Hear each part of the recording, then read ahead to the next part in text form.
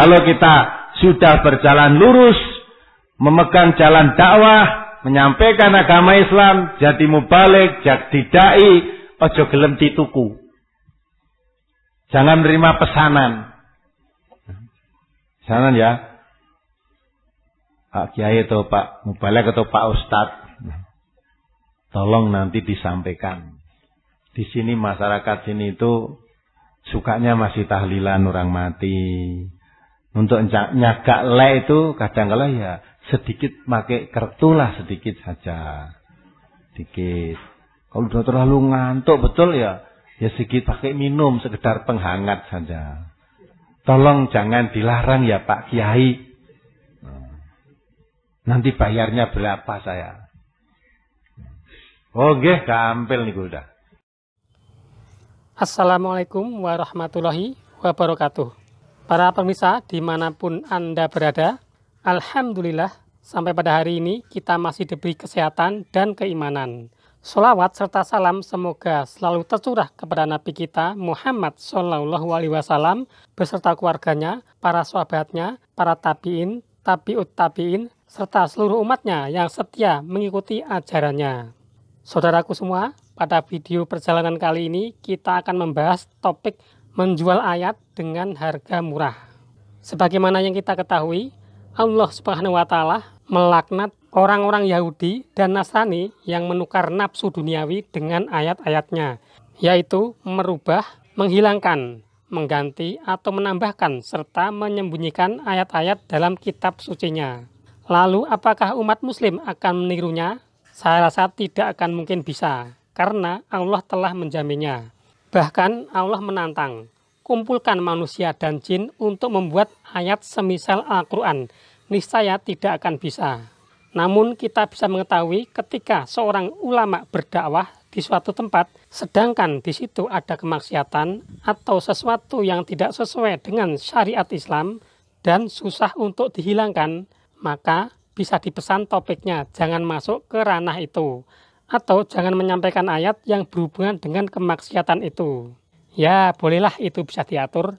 Nah, itulah para pemirsa yang termasuk juga menjual ayat dengan harga murah. Sebagaimana yang disampaikan oleh Ustadz Dr. Andes Ahmad Sukino dalam rekaman pengajian Ahad pagi Majelis Tafsir Al-Quran berikut ini. Ishtaru bi ayatillahi samanan qalilan fasaddu an sabilih innahum sa'a ma kanu ya'malun. Mereka menukarkan ayat-ayat Allah dengan harga yang sedikit, lalu mereka menghalangi manusia dari jalan Allah. Sesungguhnya amat buruklah apa yang mereka kerjakan itu. Ini mohon penjelasan dari kalimat menukar ayat-ayat Allah dengan harga yang sedikit. Harga sedikit itu artinya harga murah. Harga murah itu ora kok sak juta rong yuto, dijoli donya sak isine kuwi murah. Karena kata Allah, ya, wamal hayatud dunya illa mata'un qalil. Ya, tidak ada kesenangan hidup di dunia ini kecuali kesenangan yang qalilun, sedikit, kesenangan yang sedikit. Ya. Maka Nabi Muhammad sallallahu alaihi wasallam beliau ditugasi oleh Allah menyebarkan wahyu Al-Quran yang diterimanya untuk segenap manusia. Tetapi wahyu Al-Quran yang disebarkan oleh beliau, yang kita terima ini juga bertentangan dengan adat kebiasaan masyarakat jahiliyah pada saat itu dan jahiliyah pada saat sekarang. Mesti bertentangan. Nah, karena bertentangan maka sering timbul kekacauan antara yang mempertahankan adat kemusyrikan, adat kejahiliahan, dan yang mempertahankan memegang aturan Islam secara konsekuen. Maka timbul sering terjadi cekcok. Nah, pengaruhnya makin besar setelah Quran disebarkan, makin besar. Yang kemarin-kemarin ya masih aktif berbuat kemusyrikan akhirnya mengikuti Nabi Muhammad. Akhirnya mengikuti pengaruhnya makin pengaruh besar. Orang-orang yang memegang kemusyrikan khawatir, wah ini kalau dibiarkan nanti pengikut Muhammad makin besar, pengikut-pengikut kita makin hilang, akhirnya tidak ada yang mengikuti. Sudah, kita sepakat, tawari saja ya Muhammad. Tokoh-tokoh Quraisy saat itu mendatangkan Nabi Muhammad. Tetapi ditemui. Ya, lewat pamannya, namanya Abu Thalib. Sampaikan kepada keponakanmu. Yang diingini oleh Muhammad itu apa? Kok tidak menyebarkan ajaran-ajaran yang berbeda dengan apa yang diwariskan oleh nenek-nenek moyang kita dahulu. Tidak boleh menyembah patung, tidak boleh selamatan-selamatan, tidak boleh ini semua. Nah, apa yang diingini? Kalau memang menginginkan, dia menginginkan materi, suruh bilang apa yang diminta. Nah, sampai tadi dikatakan seluruh penduduk Arab atau kaum Quraisy ini siap memelihara Muhammad, memberikan apa saja. Kalau keponakanmu itu memang menyabarkan begitu karena ada kelainan, sakit ingatan, kami sanggup mengobatkan walaupun harta saya habis untuk biaya pengobatan Muhammad. Sanggup mengobati. Kalau dia menginginkan suatu jabatan, saya angkat menjadi pejabat tertinggi di negeri ini, jadi raja. Kami akan mentaati semua. Tapi syaratnya, suruh berhenti yang menyebarkan ajaran-ajaran agama baru. Dakwahnya itu suruh berhenti. Nah ini kan. Nah itu oleh Abu Thalib. Nah Abu Thalib kan ketae, wah ya penak ngene iki ditampa daripada mdino kisruh dicaci maki orang. Udah, sampaikan kepada Nabi Muhammad. Muhammad, ponakan saya ya. Saya didatangi oleh tokoh-tokoh Quraisy. Apa yang kamu minta akan dipenuhi, apa yang kamu minta akan dituruti. Kalau kamu minta menguasai, ini menjadi pemimpin akan diangkat menjadi raja. Dan semuanya akan rakyatnya tunduk patuh kepada kamu. Tapi dia punya permintaan. Kamu disuruh berhenti dakwah ini. Nah ini nah ini namanya itu. Kalau saya mau berarti saya menjual ayat-ayat Allah dengan harga murah. Masa? Apa yang dia? Maka akhirnya Nabi memberikan jawaban tidak hanya itu. Kayak paman, sampaikan pada mereka.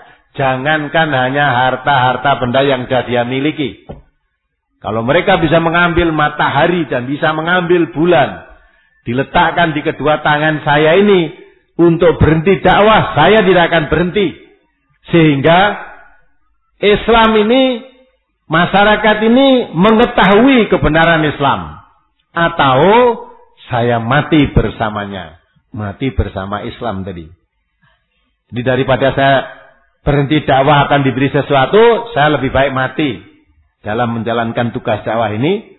Atau saya tidak akan berhenti. Sehingga masyarakat manusia mengerti apa itu sebenarnya Islam itu. Sehingga mengerti kebenaran Islam. Ini kan? Lah kalau dia mau, kalau beliau mau berarti menukar ayat-ayat Allah dengan harga murah. Ini sebenarnya Nabi sudah memberi contoh. Tapi orang politikus sekarang tidak seperti itu. Aja menewak diangkat dari pejabat tertinggi. Ya tuh. Lagi tadi RT kemakine Raja kok. Wis. Iya, dadi RT mati ini yang kuasa sak RT iki aku. Nek kowe ora manut karo aku, ya, njaluk surat ora tak kei kowe gitu. Itulah sehingga kita jangan seperti itu. Kalau kita sudah berjalan lurus, memegang jalan dakwah, menyampaikan agama Islam, jadi mubalik, jadi dai, ojo gelem dituku. Jangan menerima pesanan. Pesanan ya. Pak Kiai atau Pak Mubalik atau Pak Ustadz. Tolong nanti disampaikan. Di sini masyarakat sini itu sukanya masih tahlilan orang mati. Untuk nyagak le itu kadang-kala ya sedikit pakai kertu lah sedikit saja. Sedikit. Kalau sudah terlalu ngantuk betul ya sedikit pakai minum sekedar penghangat saja. Tolong jangan dilarang ya Pak Kiai. Nanti bayarnya berapa saya? Oh nggih, gampil niku udah. Gampil. Nah, terus saya ini yang ditemui. Terus saya sampaikan di Kemelayan ini, saudara-saudara, ya, kita itu harus pandai-pandai bergaul dengan masyarakat. Yang kita dakwahi itu masyarakat. Kalau kita ingin memberantas perjudian, kita harus masuk ke dalamnya. Tidak mungkin mata perjudian dari jauh, ya, atau datang mau benci, jangan masuk ke dalamnya. Kebantas keminuman itu masuk ke dalamnya. Tahlilan untuk orang mati itu bagus, biar, karena mereka tidak tahu, ya. Maka kalau saudara diusung itu diundang itu datang, tidak masalah, datang. Walaupun kamu tidak ikut baca tahlil, tapi datang kamu. Niatnya semuanya itu untuk kemasyarakatan, budi luhur. Niatnya, ya. Nah, jadi kalau nanti kamu mau ikut pegang kartu, ikut main, asal niatmu tidak judi, niatmu untuk menggauli masyarakat. Nabi kita kan mengatakan, innamal a'malu binniyat wa innamal likulli imri'in ma nawa. Semua amal perbuatan itu yang dihitung oleh Allah itu niatnya. Sekalipun kamu banting kucing, bedor, gitu. Tapi niatmu untuk masyarakat, tidak apa-apa, dapat pahala. Namanya kamu orang bijaksana, gitu kan? Minum ya tidak apa-apa, kamu pura-pura aja minum, nanti dilepeh lagi. Kan yang tidak boleh itu kalau ditelan dan sampai mabuk, kalau terpaksa minum dikit saja, jangan sampai mabuk. Itu niatnya ya biar masalah. Lah kalau sudah masyarakat mau menerima kamu, nanti baru kamu luruskan. Nah itu. Jadi jangan keras-keras. Bukankah Nabi kita mengatakan, innallaha rafiqun yuhibbur rifqa? Allah itu lemah lembut, cinta kepada lemah lembutan. Nah, jadi kita yang pandai. Bukankah Allah mengatakan, ud'u ila sabili rabbika bil hikmati wal mau'izatil hasanah? Terus yang ngrungokne, wah ya dalile ya Quran ya hadis. Arep piye? Nah, sudah, mari kita akhiri, alhamdulillah. Temani saya. Wah, bagus Ustaz, terima kasih Ustaz. Ya gitu itu loh, mubalek itu. Nah, terus saya diumumkan mana-mana, wah mubalek di Kemelayan lain dengan yang dulu. Loh, orangnya ya itu, tapi sekarang pandangannya sudah luas setelah dari Banjarmasin ini. Ya, pandangannya luas. Kalau dulu memang saklek-saklek, sekarang sudah agak luas pandangannya. Bijaksana, ya. Tahu kemasyarakatan. Nah, gitu kan? Lah, itu namanya menjual ayat-ayat Allah dengan harga sedikit, dengan harga murah. Memang ayatnya ya bener, hadisnya bener, tapi penafsirannya diplesetke. Ya dah? Kamu udah lihat hadis yang lain, man ra'a minkum munkaran falyughayyiru biyadi, wa illam yastati fa bilisani, wa illam yastati fa bi qalbi, wa dzalika huwa aqwal iman. Kalau kamu melihat kemungkaran, cegah dengan kekuatanmu. Judi mungkar enggak? Mungkar, cegah dengan kekuatanmu. Kalau tidak punya kekuatan, cegah dengan lisanmu, nasihati. Nasihati pun tidak mempan, cegah dengan hatimu. Tanda kalau hatimu gak suka, kamu tidak ada di situ. Jauhkan tempat itu dari dirimu. Nah, gitu. Tak elek ke ya kena, ya sudah tak tinggal lu kok. Saya tidak mau terlibat di situ. Itu dengan cara pergi menjauh itu tadi, selemah-lemah iman. Lah kalau pergi pun tidak, malah nunggoni, malah ngicipi sitik.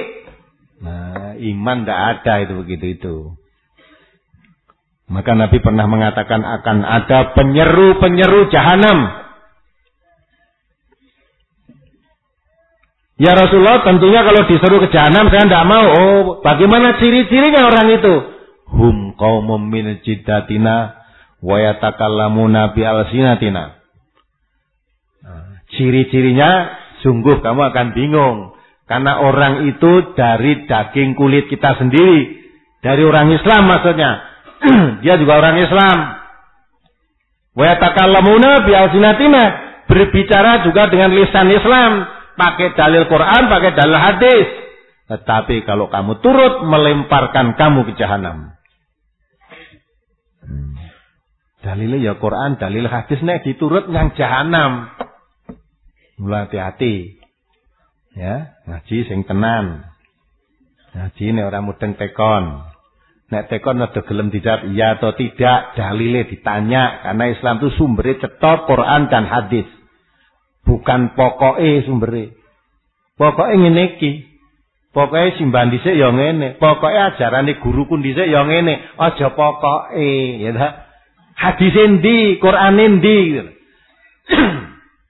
Itu baru Islam, nek pokoke iki dudu Islam. Ya, apalagi?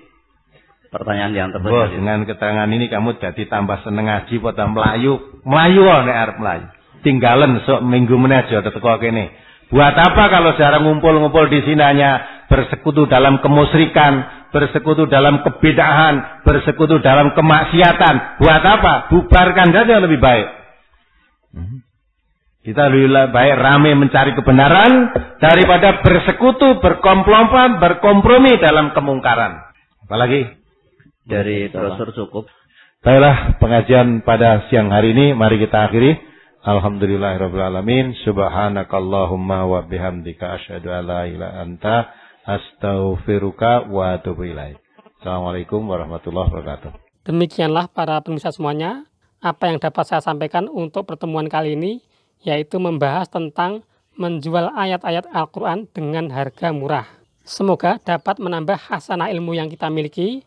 Sampai jumpa lagi pada video berikutnya yang tentunya lebih menarik. Wassalamualaikum warahmatullahi wabarakatuh.